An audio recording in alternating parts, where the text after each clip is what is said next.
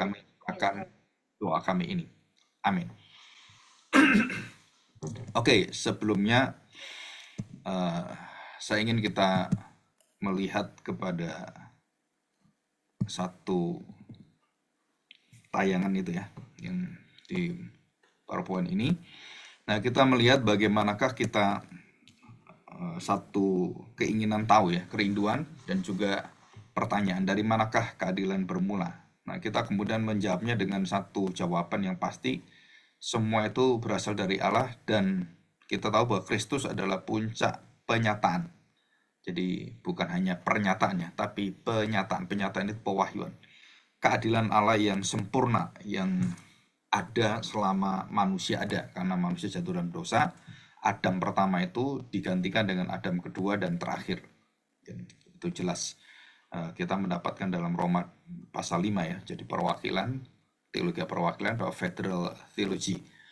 Nah, kemudian kita melihat satu gambar bagaimanakah kondisi keadilan itu secara manusia dilambangkan dengan gambar timbangan itu ya. Dan kemudian ada orang tua yang rohani dan juga mewakili orang-orang yang sangat berhikmat dan kaya, tetapi dia tidak memiliki hati belas kasihan dan keadilan Tuhan. Dan ini yang dikecam Tuhan Yesus dalam Matius 23:23 dan juga di titik-titik yang lain. Dan Tuhan Yesus menyatakan begitu dalamnya dan begitu begitu beratnya kondisi pada zaman Tuhan Yesus, yaitu keadilan itu hampir dikatakan tidak ada harapan, punah gitu ya. Kalau kita ngomong itu extinct itu bukan masih ada gitu ya, udah menuju kepunahan. Maka Yesus datang itu di puncak, semua menyatakan, orang Yunani mengatakan, baik itu Aristoteles gitu ya, baik itu uh, Plato, terus kemudian Aristoteles, Plato, dan khususnya yang banyak membahas tentang keadilan dalam Yunani itu stoikisme ya, stoikisme. Nah, ini saya tidak menjelaskan secara detail, tapi nanti saya singgung semua secara singkat ya. Dan kemudian kita lihat bagaimanakah konsep asal-usul di dalam pemikiran Yunani, dan kemudian kita melihat pada iman Kristen, dan khususnya iman sejarah Kristen di dalam Alkitab Perjanjian Lama dan Perjanjian Baru. Dan itu juga dinyatakan dengan jelas bagaimanakah kita mendapatkan konsep keadilan diri Allah ya, dalam diri Allah, dalam sifat Allah, dan juga dalam seluruh pekerjaan Allah, kehendak Allah dalam Alkitab ya. Nah, itu dijelaskan.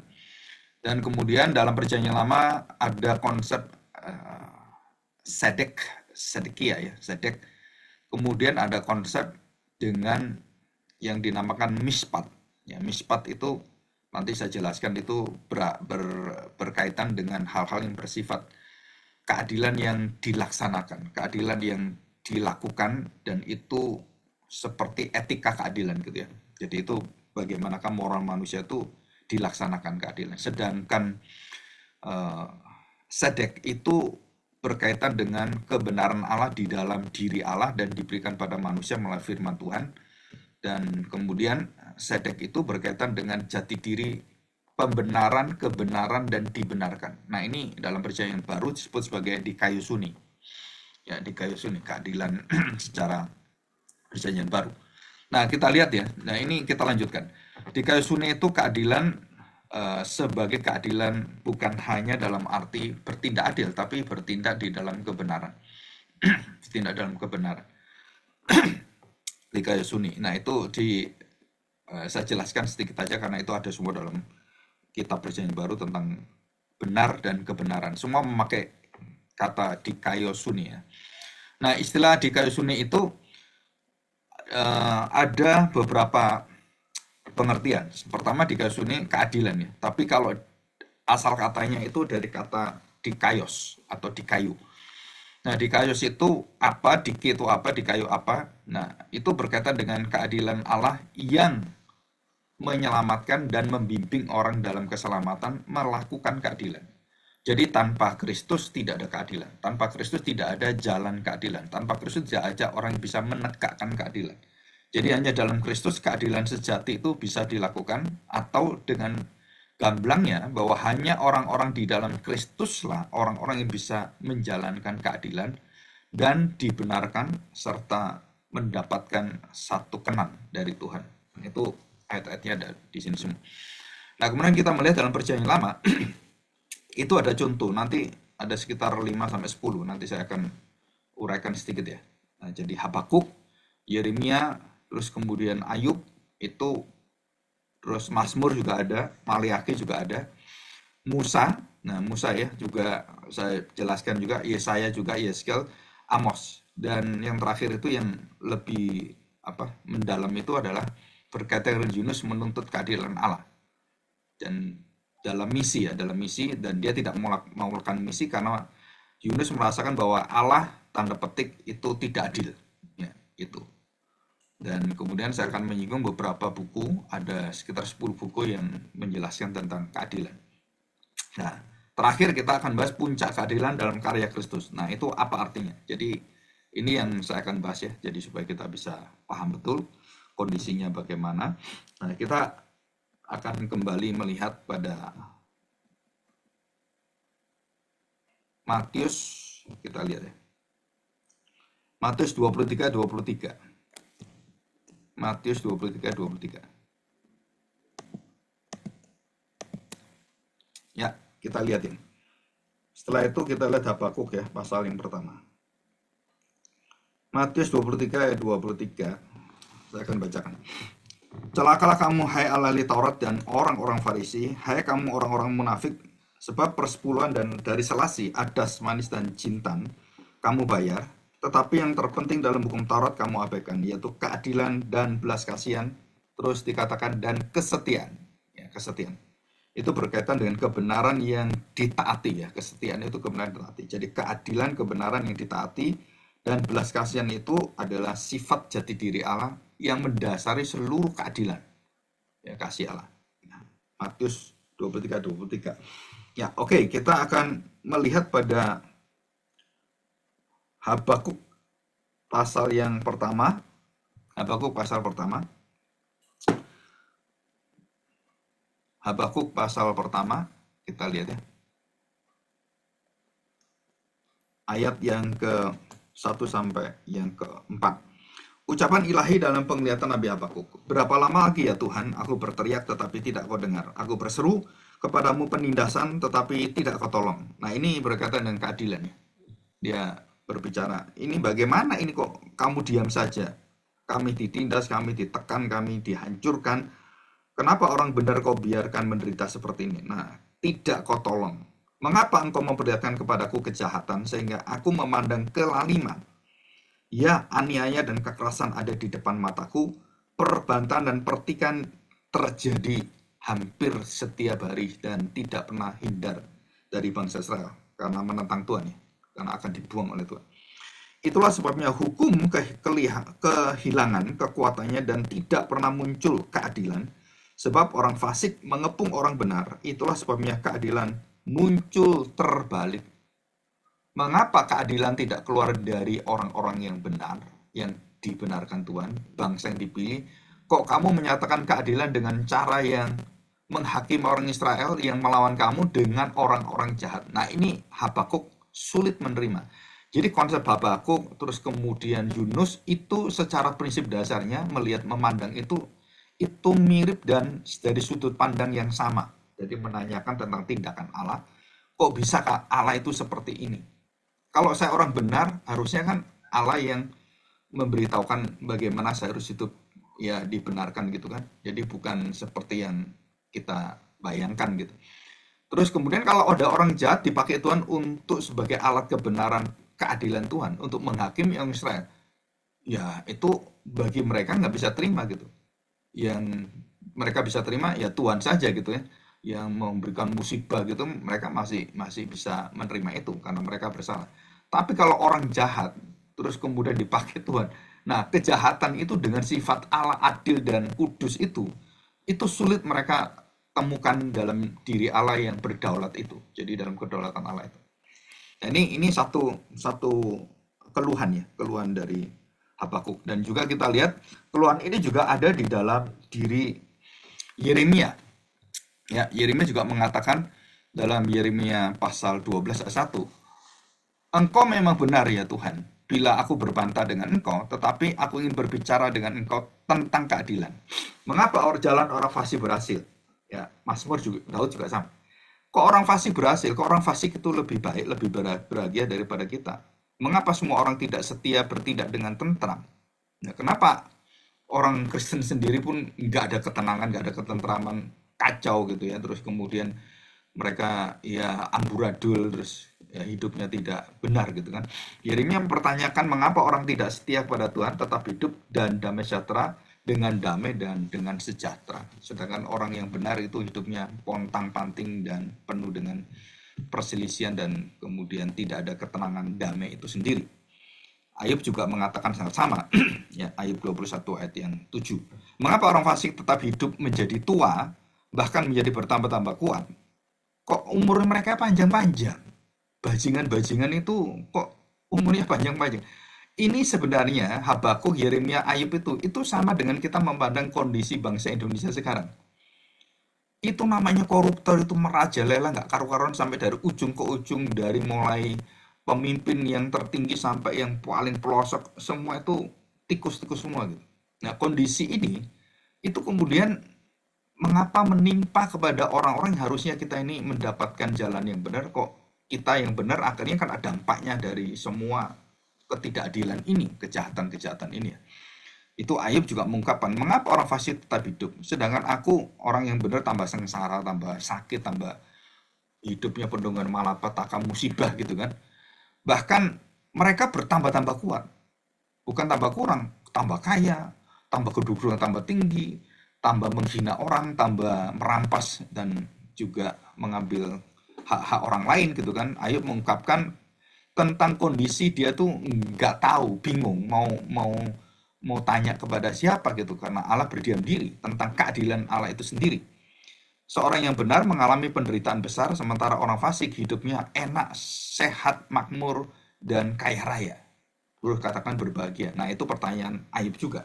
Ya, terus kemudian kita lihat Mazmur 73. Ya, Mazmur 73 itu juga sama. Iri terhadap pemakmuran orang fasik. Jadi Daud pun iri walaupun Daud sudah menjadi raja ya. Sebab aku cemburu pada pembual-pembual kalau aku melihat kemujuran orang-orang fasik. Jadi kalau orang fasik itu mujur, oh kok mendapatkan rezeki, mendapatkan untung, mendapatkan ya bansos gitu kan istilah kita gitu kan. Sebab kesakitan tidak ada pada mereka. Mereka sehat, mereka kemudian gemuk-gemuk, ya gemuk itu artinya itu seger buger dan penuh dengan berkat gitu kan. Istilah gemuk itu kalau tubuh itu seperti itu. Mereka tidak mengalami kesusahan manusia. Bahkan anak-anak mereka pun mau pergi kemana nggak ada seperti kita yang harus ya naik sepeda gitu kan. Yang hidupnya kalau setengah mati juga jalan kaki kemana-mana. Nah itu bagi mereka, wah saya jadi Kristen kok semakin susah ya. Saya jadi Kristen kok semakin terpuruk saya. Nah itu kondisi yang Mazmur juga tanyakan kepada Tuhan. Dan mereka juga tidak kena tulah seperti orang lain. Jadi pemazmur melalui Asaf ini menggambarkan ia hampir terjatuh imannya karena melihat orang fasik hidup dalam kemakmuran tanpa kesusahan. Jadi bangsa Israel akhirnya asalnya nggak susah, asalnya itu kan berkatnya melimpah. Karena melawan Tuhan, dihajarlah bangsa Israel. Nah itu Bani Asaf ini, dari Asaf ini bertanya gitu. Nah kemudian kita lihat Maleaki. Maleaki pasal 2:17. Kami menyusah Tuhan. Jadi membuat susah itu membuat susah Tuhan ya, merepotkan Tuhan. Dengan perkataanmu. Tetapi kamu berkata dengan cara bagaimana kami menyusahi dia? Dengan cara ini, dengan mengatakan setiap orang yang berbuat jahat adalah baik di mata Tuhan. Baik orang-orang itulah yang berkenan pada Tuhan atau di manakah Allah yang menghukum itu, Allah yang adil. Dia merasakan mana Allah nggak ada. Kenapa? Orang berbuat jahat baik-baik saja di mata Tuhan. Kan dia apa-apain oleh Tuhan. Itu tambah enak itu hidupnya mereka. Nah itu yang ditanyakan. Orang Israel mulai meragukan keadilan Allah.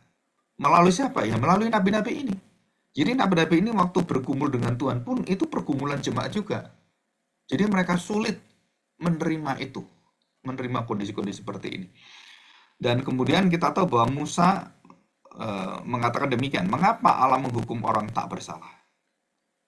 Ini Musa ya, Keluaran 5. Jadi Musa pun menanyakan ini waktu dia mengalami kebuntuan dalam pemikiran teologisnya gitu ya. Musa kembali menghadap Tuhan berkata, Tuhan, mengapa kau perlakukan bangsa ini begitu buruk? Ini kan bangsa-bangsamu, anak-anakmu. Engkau pilih-pilih sendiri, engkau mengatakan sendiri, kenapa kamu hantam seperti ini? Mengapa engkau mengutus aku kalau gitu? Sejak aku pergi menghadap Fir'aun untuk berbicara demi namamu, ia malah menindas bangsa kami, dan engkau sama sekali tidak menyelamatkan umatmu. Nah, ini pada waktu perjalanan ya. Jadi belum sampai dibukakan jalan di depan Musa itu. Setelah dibukakan Musa tahu, oh ini keadilan Allah luar biasa. Ini sebelumnya. Jadi seorang nabi pun tidak tahu pimpinan Tuhan itu ke depan bagaimana. Bagaimana keadilan Tuhan ditegakkan. Bagaimana Allah menyelamatkan dengan caranya yang tidak masuk akal. Ya, jadi keadilan itu harus masuk akal bagi manusia. Tapi bagi Tuhan, keadilan itu adalah berkaitan dengan kedaulatan Dia. Itu di situ.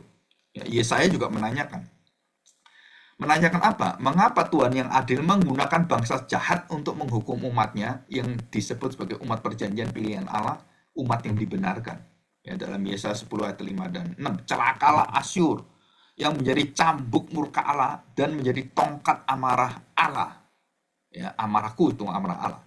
Aku akan mengutus dia melawan bangsa yang murtad, bangsa Israel, dan aku akan menyuruh dia melawan bangsa yang membuat aku murka, yaitu bangsa sendiri, supaya menjarah dan merampas. Jadi bangsa Asyur waktu datang menjamah, merampas, membunuh orang Israel yang melawan, itu semua dari siapa? Itu dari Tuhan. Keadilan Tuhan ditegakkan. Jadi bahkan anaknya pun dihajar oleh dia. Wah, saudara, ini satu sulit yang kita terima. Jadi mengapa kita orang tua itu harus mendidik anak juga kadang-kadang harus tega untuk membiarkan anak itu tanda petik ya harus dihajar, anak kita harus diajar gitu kan. Artinya diajar itu mendidik anak-anak kita dengan keras, dengan tanda petik kita tega gitu. Nah, itu kondisi yang ada ya. Nah, kita lihat ini. Bagaimana orang-orang itu menjara, merampas, menginjak-injak bangsa Israel seperti debu di jalan. Yesaya menyampaikan nubuat ini bahwa Allah menggunakan Asyur, bangsa yang lebih jahat dari segala bangsa, dan untuk apa? Untuk menghukum Israel yang melawan Tuhan. Ia tampak tidak adil menurut pemahaman bangsa Israel, menurut pandangan daripada Yesaya. Nah, kita lihat juga mengapa Yesaya juga mengatakan hal yang sama dan kemudian dia menambahkan hal ini. Mengapa anak-anak orang-orang Israel itu ikut menanggung dosa orang tuanya? Loh, kalau anak itu kan nggak tahu orang tuanya seperti ini. 70 tahun itu kira-kira kalau kita lihat dari umur 20 itu sudah bisa punya kawin dan punya pernikahan, punya anak. Jadi kira-kira 3 generasi itu, 70 tahun itu 3 generasi itu, lu yang salah itu anaknya. Kenapa? Yang salah orang tuanya. Kenapa anaknya nanggung? Nah, Tuhan sudah mengatakan bahwa kamu akan menanggung ini 70 tahun. Jadi bukan hanya kamu, anakmu, anak cucumu sampai 70 tahun. Dan disinilah Yeskiel menanyakan, kenapa jalan Tuhan yang kok benar tidak tepat? Maka dikatakan demikian, dengarlah hai kaum Israel, apakah jalanku yang tidak tepat atau hidupmu yang serong? Bukankah jalanmu yang tidak tepat? Yeskiel menegaskan bahwa banyak orang Israel merasa keadilan Allah betul-betul sulit diterima, dikatakan tidak adil, pilih kasih. Karena mereka berpikir anak-anak ikut dihukum atas dosa orang tua mereka, itu tidak adil. Anak saya kok salah, kenapa anak saya yang mengalami kesulitan-kesulitan di situ ya. Jadi kita seringkali berpikir secara sudut manusia. Nah, kita lihat sekarang di dalam kitab Amos. Dikatakan apa? Amos melihat sisi yang lebih merakyat, lebih kehidupan sehari-hari. Nah, ini juga saya lagi membuka kesadaran untuk gereja-gereja besar ya. Jadi gereja-gereja yang selalu membangun, selalu ingin terlihat megah, terlihat yang begitu indah. Itu bagi saya sih, itu tujuannya harus jelas. Kalau tujuannya bukan untuk kemuliaan Tuhan dan untuk hanya supaya jemaat semakin nyaman, itu nggak ada gunanya. Itu pasti di akhir zaman semua gereja dihancurin Tuhan. Dan tidak ada satu gereja yang dipertahankan Tuhan. Gedung gereja itu dihancurkan Tuhan semua. Setelah itu dalam kitab Wahyu kita melihat bahwa gedung gereja itu akan diempaskan Tuhan semua. Jadi kalau kita membangun gedung gereja sebaik mungkin dengan anak kemudian rakyatnya, jemaatnya semua, kalau kita ngomong itu dipaksa memberikan semua untuk apa? Untuk tujuannya itu semegah-megahnya, itu melawan ibadah yang sejati. Jadi ibadah sejati itu bukan membangun gedung, bukan membangun organisasi, tapi membangun hati penuh dengan belas kasihan. Apa arti penuh belas kasihan? Penuh dengan keadilan, penuh dengan kesetiaan Tuhan. Apa itu? Membagikan seluruh berkat itu kepada jemaat yang paling miskin. Itu harus merasakan keadilan Tuhan dalam belas kasihannya, dalam kesetiaannya. Wah, ini berat ini. Kenapa? Akhirnya mengapa banyak teolog-teolog seperti pembebasan dan kemudian Jurgen Moltmann, Gustavo Guterres dan banyak yang lain itu sangat marah dengan gereja dan mereka kemudian ingin memperbaiki dan mengarahkan kembali masa depan gereja supaya ada di dalam perjuangan gereja itu adalah keadilan sosial yang dijalankan di gereja. Tetapi kita tahu bahwa gereja tidak pernah menggubris hal seperti ini. Nah, ini Amos mengatakan demikian ya. Jadi orang kaya menindas orang yang miskin, tetapi Allah tetap berdiam. Jadi ini terjadi dalam konteks apa? Dalam konteks bangsa Israel.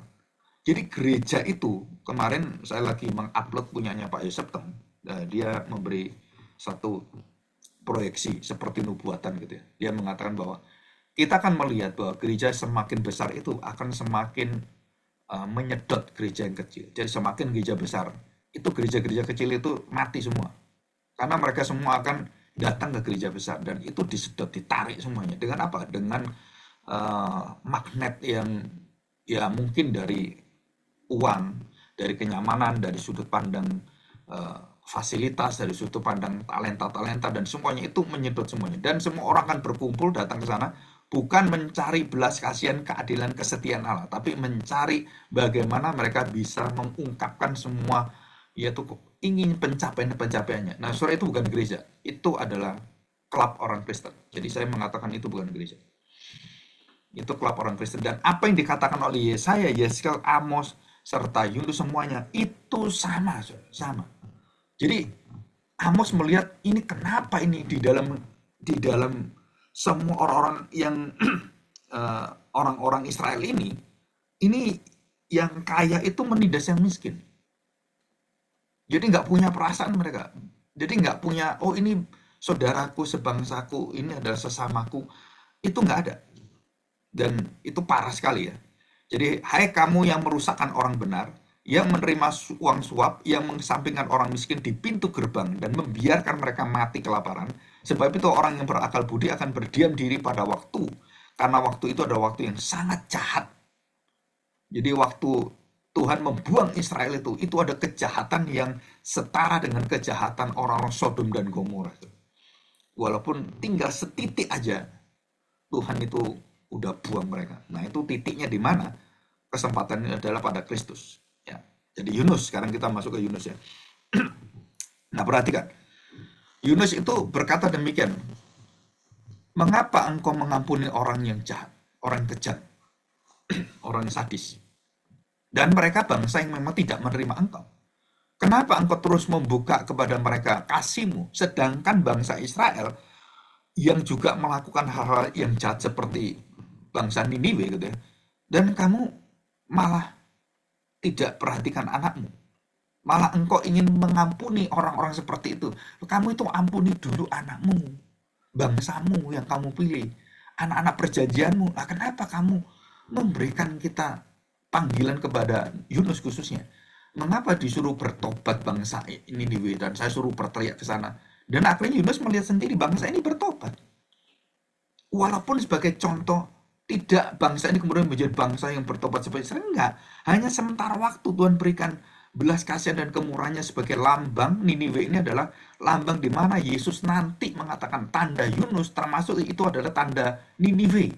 Jadi bukan hanya tanda masuk ke dalam ikan, tapi tanda nubuatan dan juga proyeksi tentang kebenaran firman Tuhan. Dan Niniwe ini sebagai tanda lambang seperti Tuhan katakan. Jadi Tuhan pun akhirnya menyatakan Niniwe itu adalah bangsa Israel yang sebenarnya menduduki sama dengan bangsa Niniwe, dan di situ dia menjadi pemberontak dan jahat, dan Tuhan membuka hatinya. Kalau saya bisa membuka hatinya Niniwe, maka harusnya Yunus sadar dalam pemikiran teologis itu. Harusnya sadar kalau saya bisa membuka hati orang jahat seperti itu, saya mudah membuka hati bangsa Israel. Saya memberikan Taurat, saya memberikan sunat, saya memberikan nabi-nabi. Harusnya kamu lebih sadar. Supaya kenapa Tuhan mendidik dan mengatakan bahwa bangsa Niniwe yang jahat, yang biadab, yang kejam, yang sadis itu bisa dibukakan dan menerima kasih Allah. Nah, artinya apa? Kalau bangsa seperti ini bisa, apalagi kamu. Nah, itu tujuannya. Dan Tuhan memberikan contoh bagaimana waktu Tuhan Yesus mati di kayu salib. Tuhan memberikan contoh kepada penjahat yang di sebelah dia yang bertobat. Dia tuh seumur hidupnya nggak pernah melakukan kebaikan. Isinya tuh jahat, melulukan. Ini orang paling jahat dari segala yang jahat itu harus disalibkan. Pada hari yang seperti itu ya. Pada hari-hari mendekati hari Sabat dan perayaan eh, tentang penebusan itu orang yang jahat sekali. Dan di sebelah Tuhan Yesus kiri kanan itu orang jahat luar biasa itu ya. Mewakili kejahatan-kejahatan yang nggak bisa diampuni. Nah, dia memberikan pengampunan itu lebih dulu. Kepada siapa? Kepada penjahat itu. Seperti kepada Niniwe.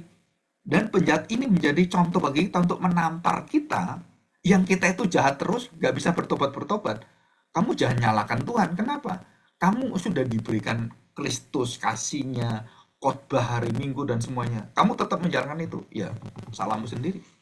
Dan itulah Yesus menyatakan bukan dalam kemarahan tapi dalam pengampunan, dalam doanya, pembukaan kalimat 7 kalimat di kayu salib itu adalah pengampunan, belas kasihan Allah, keadilan Allah. Jadi waktu Yesus membuka seluruh keadilan Allah dalam pengampunan belas kasihannya, saudara, itu adalah penggenapan dari seluruh perkataan nabi-nabi yang buntu semuanya tentang keadilan Tuhan. Nah, dijawab oleh Tuhan Yesus. Jadi Tuhan Yesus adalah puncak penggenapan keadilan Allah. Ya, ada 10 buku ya dari Norman Wright, Leon Morris, John Stott, Jurgen Moltmann, Sproul. Semuanya membahas tentang keadilan. Itu membawa seluruh konsep keadilan. Menjelaskan keadilan dalam PL dan PP. Itu terfokus dan istilahnya terfokus dan semuanya itu mengarah, terarah.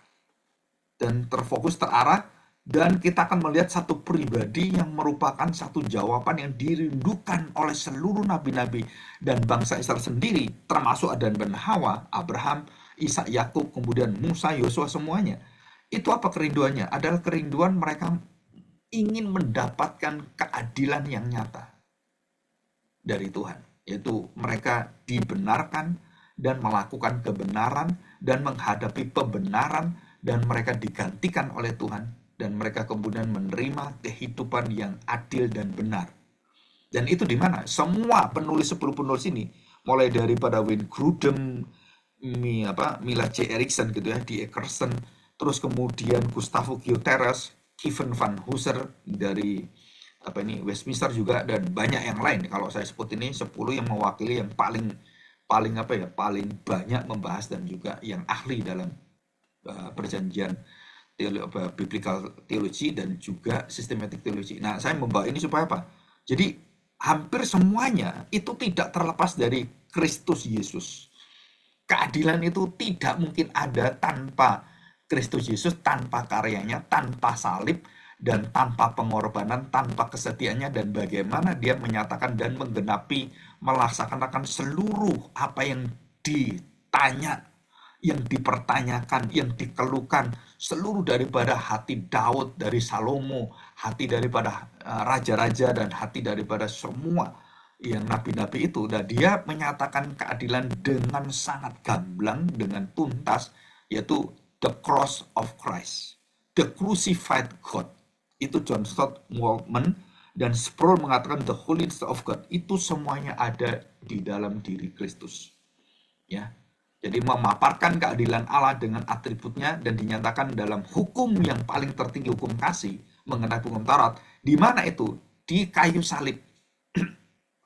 Ya, disitulah Tuhan memulai penghakiman sebelum Kristus dan setelah Kristus. Dan pada saat Kristus hadir itu pun. Jadi penghakiman Kristus di dalam keadilannya itu penghakiman yang menarik masa lalu sebelum Kristus, saat Kristus, dan masa depan kita semua sekarang setelah Kristus. Dan itu adalah keadilan di dalam kekekalan Allah.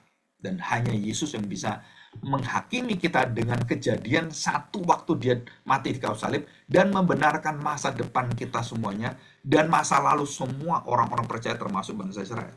dan yang bisa melakukan keadilan dalam kekekalan, yang bisa menarik yang di belakang dan bisa yang mengambil yang di depan menjadi waktu hari ini di dalam Kristus.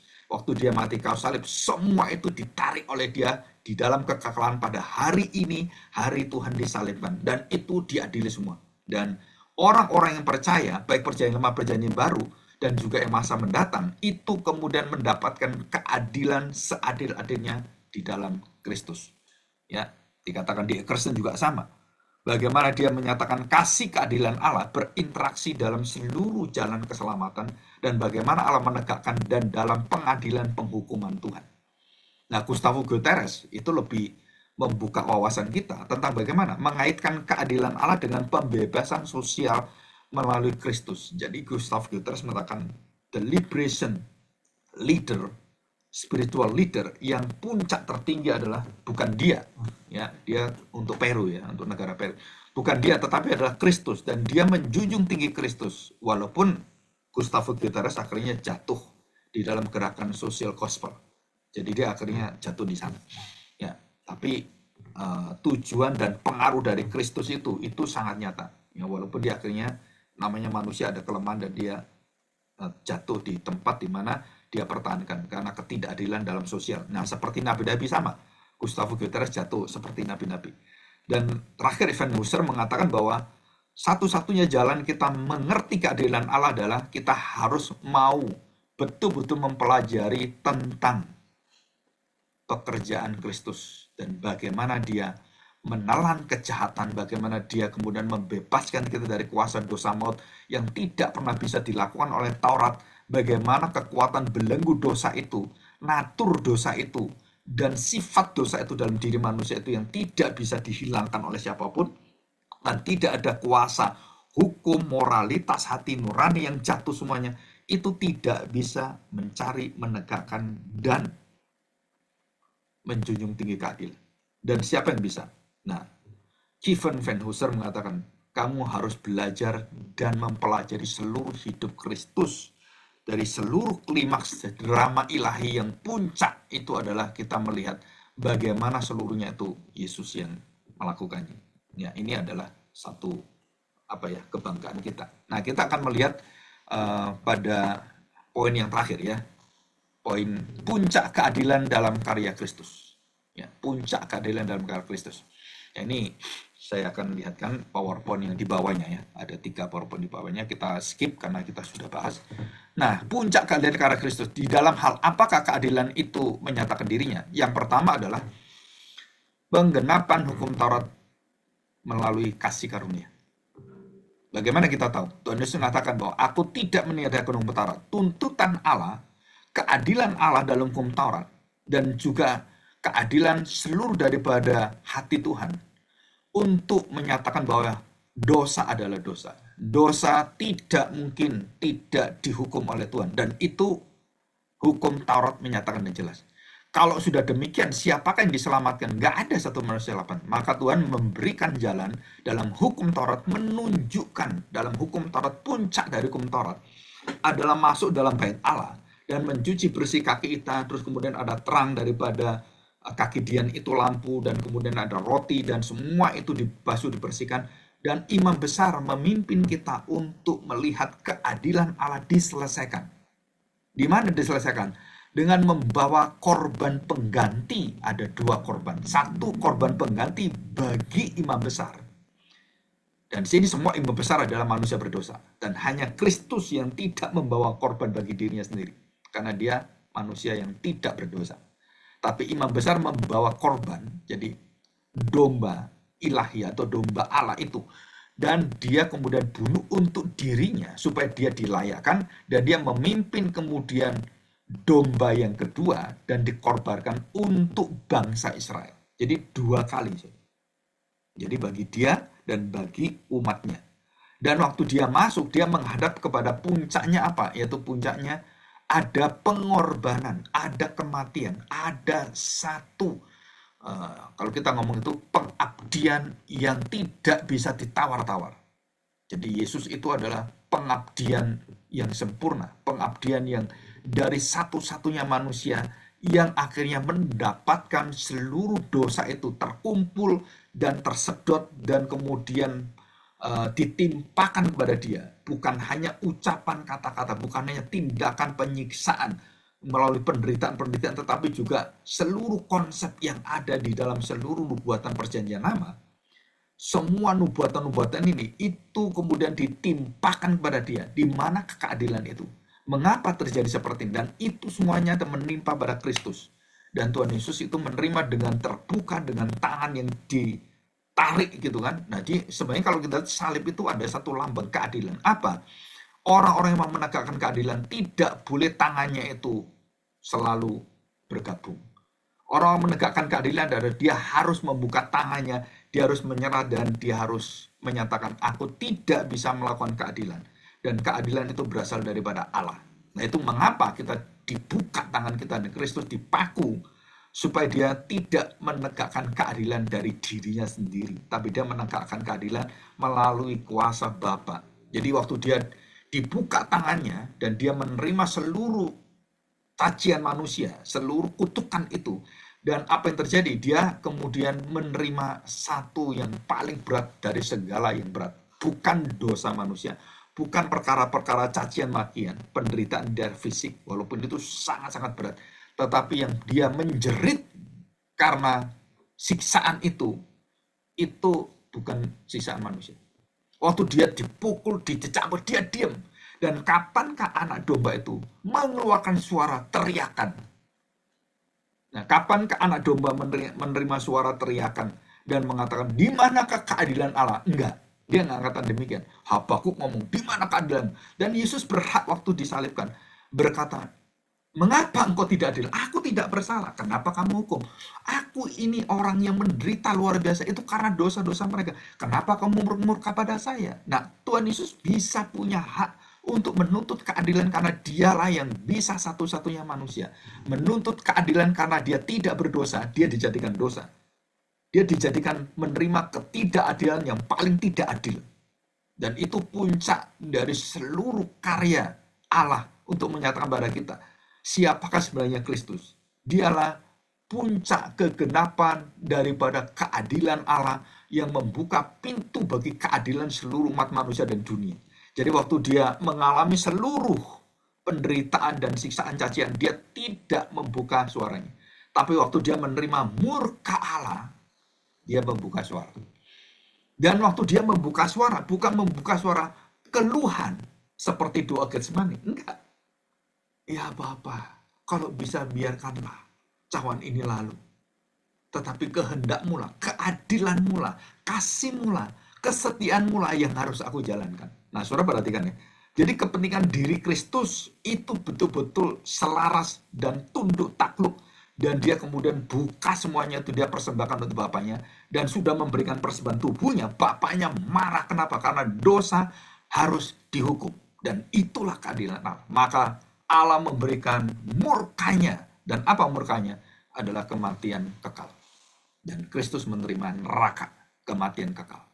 Dan murka itu ditimpakan pada dia.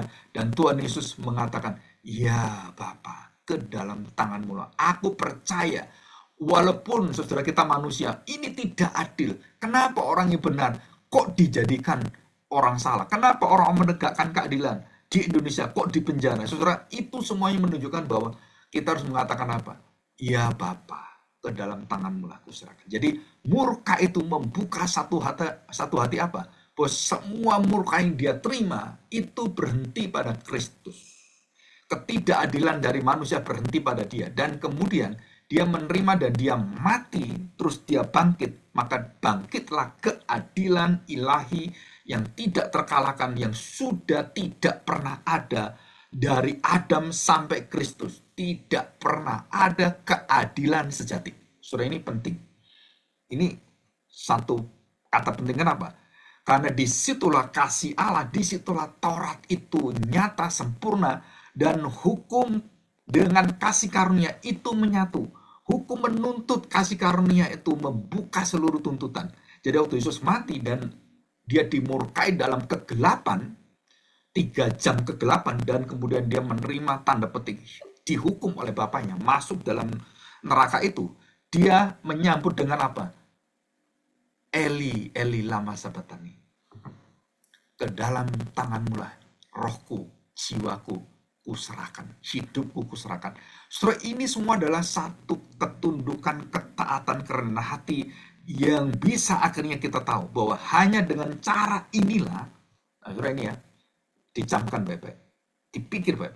Dengan cara inilah baru lahir keadilan yang sejati. Dan Yesus memberikan kuasa kematian salib dan kebangkitannya itu kepada kita orang-orang Kristen yang akhirnya menyinarkan dan membawa terang keadilan itu pada dunia. Dan ini luar biasa. Dan ini adalah karya Kristus.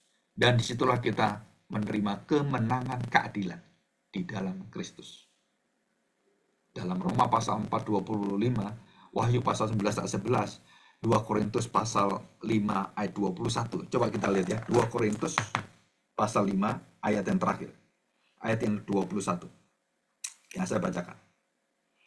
Dia yang tidak mengenal dosa dibuatnya menjadi dosa karena kita, supaya dalam Dia kita diadili. Nah, istilah dibenarkan ini dikayusuni, diadili dan dibenarkan oleh Allah. Diadili, dibenarkan, dan kita menerima pembenaran, kita menerima Kristus, kita menerima keadilan, kebenaran Allah, yang kita bisa melakukan kehendak Allah dengan sempurna. Di mana itu? Di dalam Kristus. Jadi kita dilahirbarukan, kita diberikan satu kemenangan atas seluruh belenggu dosa kita, kematian Kristus, dan kita dibangkitkan, dan kita melihat the man of justice. The man of justice, jadi satu-satunya manusia yang bangkit dan kemudian menegakkan keadilan yang seadil-adilnya, dan dialah satu-satunya hakim yang adil. Jadi hakim yang adil itu, yang mengadili manusia, menerima seluruh ketidakadilan, dan menerima akan ketidakadilan itu murka Allah dan dosa-dosa kita, dan dia menerima, dia menegakkan keadilan. Bagaimana dia menegakkan itu? Dengan ketaatan, kerendahan hati, dan dengan belas kasihan. Dia tidak mau memberontak, dia tidak mau tidak serasi dengan Tuhan.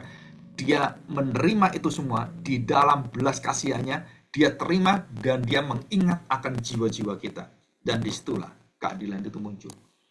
Jadi bagaimana keadilan itu muncul di Indonesia, muncul di dalam hidup kita, dalam keluarga kita. Saudara, kita harus tahu karya Kristus.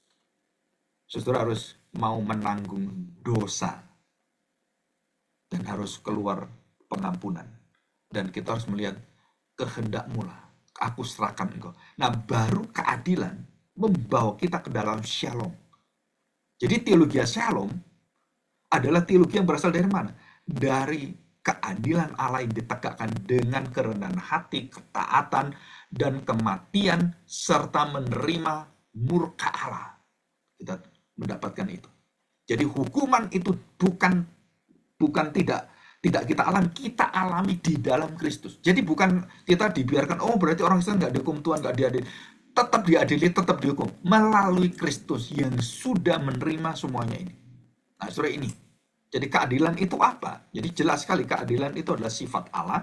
Keadilan itu adalah satu penggenap daripada seluruh tuntutan Allah dalam hukum Taurat dan pernyataan dari belas kasihan Allah. Dan puncak dari keadilan adalah bagaimana Tuhan memberikan pengampunan di dalam kerendahan hati dan di dalam seluruh kelemahan manusia itu. Dan yang terakhir, Tuhan memberikan kita keadilan di dalam kemenangan. Dan itulah kuasa yang kita terima. Jadi kita ini akan menjadi orang yang menegakkan keadilan.